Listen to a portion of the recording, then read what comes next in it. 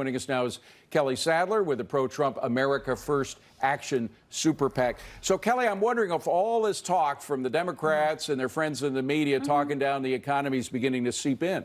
Well, David, I think that you have a good point there.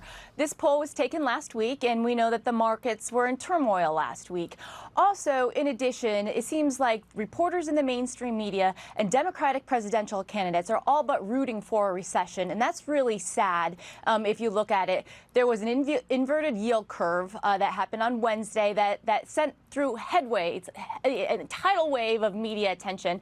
But when you look at the retail sales that also came through last week, I mean, it got very tepid attention, and that is a good indicator of the strong fundamentals of this economy. But the president realizes, Kelly, forgive me, the president realizes that China does move the markets in a big way. Yes. When there's good news, markets are up, like today. When there's bad news, they go down. So you heard his talk about his conversation with Tim Cook.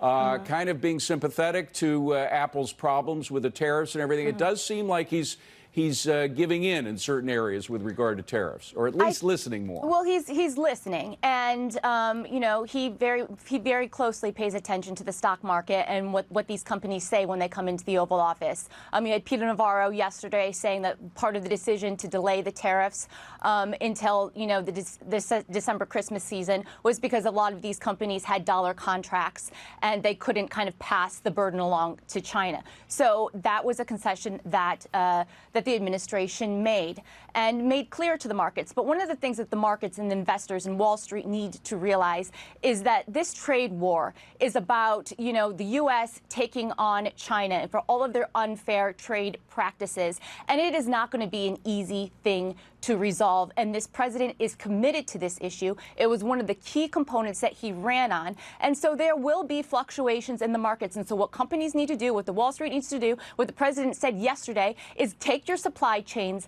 out of China.